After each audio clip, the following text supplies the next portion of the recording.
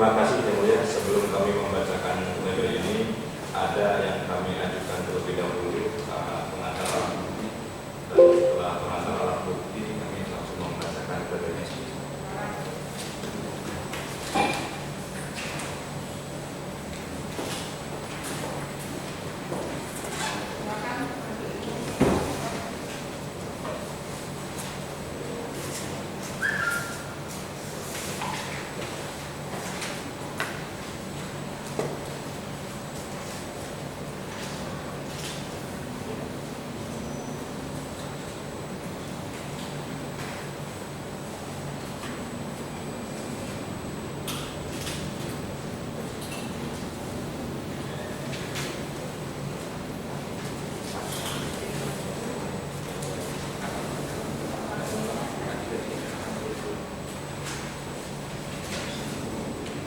Majelis Hakim yang kami muliakan, dan teman-teman yang terhormat dan pengunjung sidang yang kami hormati, bahwa dalam persidangan ini kami mengajukan bukti surat sebanyak 32 bukti surat yang kami beri tanda T1 sampai dengan T32.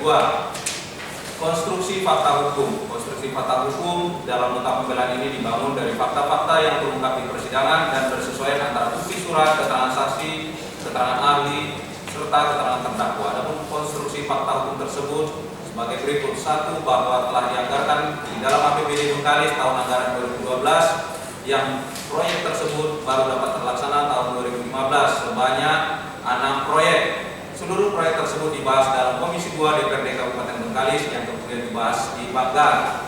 Bahwa dalam pembahasan proyek multi-years tersebut, seluruh anggota Dewan DPRD Kabupaten Bengkalis diberikan uang ketuk palu yang bersumber dari Saudara Ribut Susanto, tim sukses Herlian Saleh, Bupati pada masa itu, seluruhnya sebesar 2 miliar rupiah, di mana pimpinan DPR Bengkalis mendapatkan 100 juta rupiah, ketua fraksi 80 juta, dan anggota biasa 30 juta rupiah sampai 50 juta rupiah.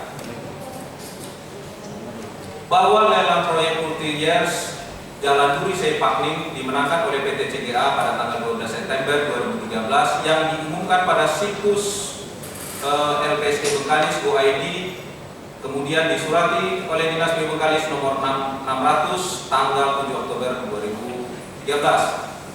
Bahwa setelah PT CGA memenangkan lelang proyek pembangunan Duri Pakning pada bulan November 2013, Dinas PU Bengkalis mendapatkan surat dari LSM yang mengatakan bahwa PT CGA di blacklist di Bank Dunia untuk jangka waktu 2 tahun, sehingga BPK memutuskan untuk membatalkan pemenang PT CGA, yang kemudian menyurati PT CGA dengan surat nomor 641 garing tanggal 12 Juni 2014 bahwa Dinas PU Bengkalis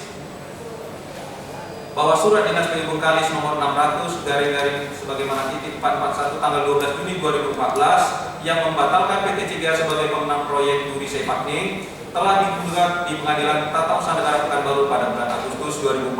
Perkara mana telah berkekuatan hukum tetap dengan putusan Mahkamah Agung nomor 233 tahun 2015 tertanggal 7 Juli 2015. Bukti T10. Adapun amar putusan Mahkamah Agung tersebut pada poin 4 berbunyi: memerintahkan kepada tergugat Kepala Dinas PU Kabupaten Bengkalis selaku pengguna anggaran PA atau pejabat pembuat komitmen PPK untuk memproses kontrak perjanjian pembangunan Jalan Duri Seipakning dengan pihak penggugat. Bahwa terdakwa telah mengundurkan diri sebagai anggota DPRD Kabupaten Bengkalis periode 2014 sampai 2019 pada tanggal 22 Juni 2015 untuk mengikuti pencalonan Pilkada Kabupaten Bengkalis 2016-2021. Sehingga terhitung pengunduran diri sebagai anggota DPRD Kabupaten Bengkalis 22 Juli 2015 tersebut, terdakwa tidak memiliki jabatan atau hubungan apapun untuk disebut sebagai penyelenggara negara. Video bukti T31 dan T32. Bahwa pada bulan Februari 2013 PT CGA menghubungi Azrul Nur dan diminta agar dapat bertemu dengan terdakwa. Kemudian terjadi pertemuan di Medan di Hotel Adi Mulia selama 15 menit antara terdakwa dengan PT CGA, Tuti Kriyanto dan Raymond Kamil. Pokok pertemuan tersebut adalah: pertama, Pertama, PT CGA meminta agar dapat mengerjakan proyek pembangunan jalan Budi Sepakning sesuai putusan MA. Kedua, terdakwa menyampaikan putusan MA akan tetap dijalankan dan diproses di Dinas PU sesuai aturan yang ada, dan agar PT CGA melengkapi seluruh persyaratan yang ditetapkan oleh Dinas PU Bengkalis nantinya. Poin 17, bahwa pada tanggal 24 Mei 2017 di Hotel Batika Pekanbaru dilakukan penandatanganan kontrak pembangunan jalan Budi Sepakning antara Dinas PU Kabupaten Bengkalis dan PT CGA.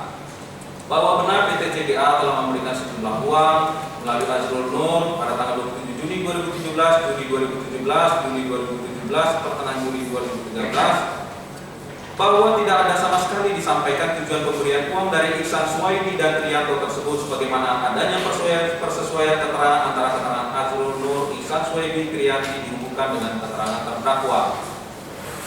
Bahwa terdakwa sempat memarahi Azrul Nur karena selalu menerima titipan dari PT CGA tanpa permisi dari terdakwa. Semenjak dilarang terdakwa, Azrul Nur tidak lagi menerima titipan dari PT CGA. Seluruh titipan uang tersebut diserahkan Azrul Nur kepada terdakwa, kemudian terdakwa menyerahkan kembali kepada Azrul Nur untuk dipegang, atau disimpan. Uang tersebut diserahkan kembali kepada terdakwa oleh Azrul Nur pada saat Azrul Nur mengundurkan diri sebagai ajudan. Keberatan atas fakta-fakta yang diuraikan penuntut umum. Bahwa poin-poin yang diuraikan oleh rekan penuntut umum di dalam bagian 3 fakta hukum halaman 360 sampai dengan 477 menurut pendapat kami sangat bertentangan dengan fakta-fakta yang terungkap di persidangan. Oleh karenanya kami merasa perlu menanggapi poin-poin tersebut dengan mengajukan keberatan atau bantahan yang kami masukkan di dalam bagian 2.5 konstruksi fakta di dalam nota pembelaan ini. Adapun keberatan-keberatan tersebut adalah sebagai berikut. Poin 31. Di dalam surat tuntutannya halaman 387 penuntut umum menguraikan fakta nomor 4 yang berbunyi bahwa sekitar bulan Januari Februari 2016 Ihsan Suwaidi selaku pemilik PT CGA menemui terdakwa yang saat itu sudah resmi ditetapkan sebagai Bupati Bengkalis terpilih periode masa jabatan tahun 2016 sampai 2021 atau tinggal menunggu pelantikan di salah satu kedai kopi tiam yang berada di Jalan Riau Pekanbaru. Ihsan Suwaidi menyampaikan adanya putusan MA terkait dimenangkannya gugatan PT CGA atas pekerjaan pembangunan jalan Budi Sepakning terpilih dapat melaksanakan putusan MA tersebut, sekaligus menjanjikan adanya komitmen biaya operasional. Bahwa fakta yang diuraikan oleh penuntut umum tersebut di atas bukanlah fakta, sebab dalam keterangannya di bawah sumpah di muka persidangan, Ihsan Suwaidi tidak pernah menerangkan bahwa ianya menjanjikan komitmen fee maupun uang operasional kepada terdakwa. Sebaliknya di bawah sumpah, saksi Ihsan Suwaidi menerangkan terdakwa tidak ada meminta apapun dari saksi dan saksi tidak ada menjanjikan apapun kepada terdakwa. Bahwa saksi Trianto juga menerangkan di bawah sumpah sebagai berikut. Tidak ada kesepakatan antara terdakwa dengan PT CGA terkait komitmen fee jika PT CGA yang mengerjakan pembangunan jalan Budi Sepakning. Kemudian tidak pernah ada kesepakatan komitmen fee sebelumnya dengan terdakwa. Kemudian saksi tidak mengetahui berapa besar fee yang diterima oleh terdakwa. Bersesuaian dengan keterangan saksi Ihsan Suwaidi dan Trianto bahwa terdakwa juga menerangkan bahwa Trianto berjumpa dengan terdakwa di rumah dinas Bupati Bengkalis pada awal tahun 2017, bahwa pertemuan pada saat itu tidak ada membicarakan tentang komitmen fee karena pada dasarnya PT CGA memohon agar dilaksanakan penandatanganan kontrak berdasarkan putusan Mahkamah Agung. Bahwa oleh karena keterangan antara dua orang saksi ditambah dengan keterangan terdakwa saling bersesuaian, maka telah ternyata tidak pernah sama sekali ada pembicaraan mengenai fee maupun uang operasional sebagaimana dituduhkan oleh penuntut umum. Maka seluruh uraian penuntut umum di dalam surat tuntutannya halaman 387 sampai dengan 390 bukanlah fakta, oleh karenanya harus dikesampingkan. Poin 32. Di dalam surat tuntutannya halaman 393 penuntut umum menguraikan fakta nomor 6 yang berbunyi bahwa dalam pengurusan selanjutnya Ihsan Suwaidi yang sedang diproses hukum atau menjalani pidana dalam perkara lain menugaskan Trianto selaku pegawai PT CGA meneruskan komitmen dengan terdakwa selaku Bupati Bengkalis terkait tindak lanjut hasil putusan MA atas PT CGA. Selanjutnya pada bulan Mei Juni 2016 maksud kami, Trianto menemui terdakwa di rumah dinas Bupati Bengkalis dan menyampaikan bahwa dirinya merupakan perwakilan PT CGA yang diutus Ihsan Suwaidi mengurus tindak lanjut rencana pembangunan jalan Budi Sepakning sesuai putusan MA. Terdakwa mengatakan bahwa proyek itu nanti akan dikerjakan PT CGA dan mengarahkan Trianto berkoordinasi dengan Dinas PUPR PMK Bengkalis. Bahwa berdasarkan keterangan saksi Ihsan Suwaidi dan Trianto pada uraian poin 31 di atas telah ternyata tidak pernah ada sama sekali komitmen maupun janji antara Ihsan Suwaidi dengan terdakwa, sehingga tidak mungkin Trianto meneruskan komitmen antara terdakwa dengan Ihsan Suwaidi yang tidak pernah ada.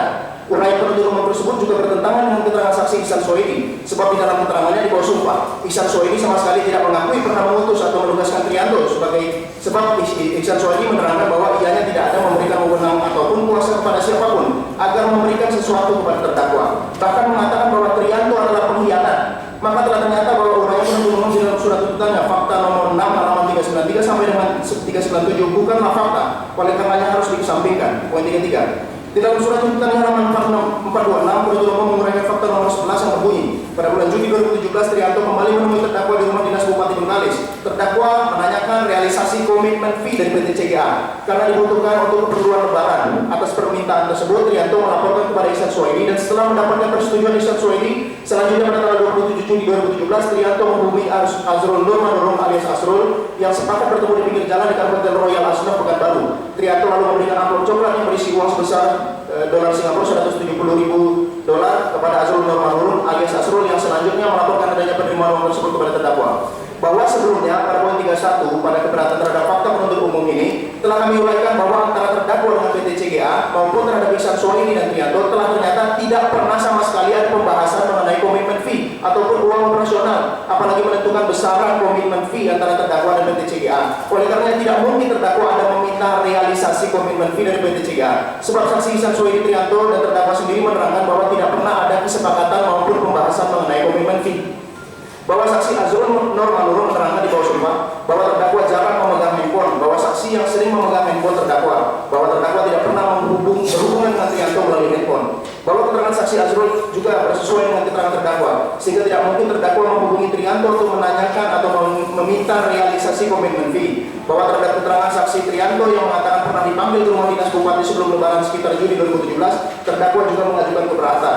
Oleh karenanya seluruh uraian penuntut umum di dalam surat tuntutannya fakta nomor 11 halaman 426 sampai dengan 430 bukanlah fakta.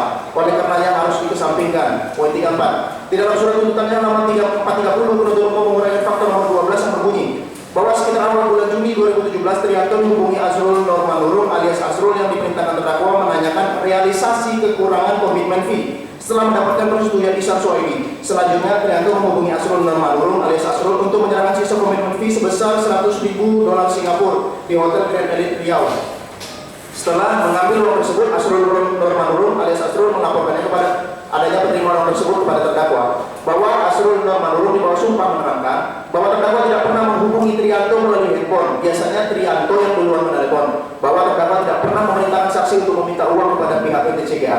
Bahwa oleh karena terdakwa tidak pernah meminta uang ataupun fee kepada Trianto dan Ihsan Suwaidi atau PT CGA, dan terdakwa juga tidak pernah memerintahkan Asrul untuk meminta uang ataupun fee kepada Ihsan Suwaidi dan Trianto atau PT CGA, ditambah lagi tidak pernah ada pembicaraan mengenai komitmen fee maupun uang operasional antara Ihsan Suwaidi dan Trianto dengan terdakwa, sebagaimana uraian poin 31 keberatan terhadap uraian fakta penuntut umum ini, maka tidak mungkin terdakwa ada meminta realisasi kekurangan komitmen fee, sedangkan komitmen fee-nya saja tidak pernah dibicarakan. Oleh karenanya telah ternyata bahwa uraian penuntut umum di dalam surat tuntutannya fakta nomor 12 halaman 430 sampai dengan 434 bukanlah fakta.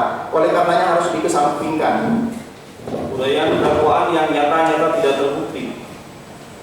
Majelis Hakim yang mulia, rekan penuntut umum yang terhormat, hadirin sekalian yang kami hormati, bahwa dalam surat dakwaan nomor yang dibacakan terdapat beberapa fakta hukum dari persidangan AKO dan telah kami uraikan pada poin 5 konstruksi fakta yang berbeda dari uraian pada dakwaan 1 primer dan 2 subsidiar. Adanya perbedaan fakta hukum dengan uraian dakwaan menurut hemat kami adalah bukti nyata bahwa rekan penuntut umum telah tidak dapat membuktikan uraian dakwaan atau dalam arti lain dakwaan telah tidak terbukti, yaitu poin pertama, bahwa uraian dakwaan ke-1 primer, dakwaan subsidiar tidak pernah ada bukti pendukungnya karena hanya berdiri pada keterangan saksi Trianto. Oleh karenanya menurut hemat kami uraian ini adalah sebuah delusi belaka. Sedangkan keterangan saksi Ihsan Suwaidi sama sekali tidak mengakui pernah mengutus atau menugaskan Trianto, sebab Ihsan Suwaidi menerangkan bahwa ianya tidak ada memberikan kewenangan ataupun kuasa kepada siapapun untuk bernegosiasi atau memberikan sesuatu kepada terdakwa,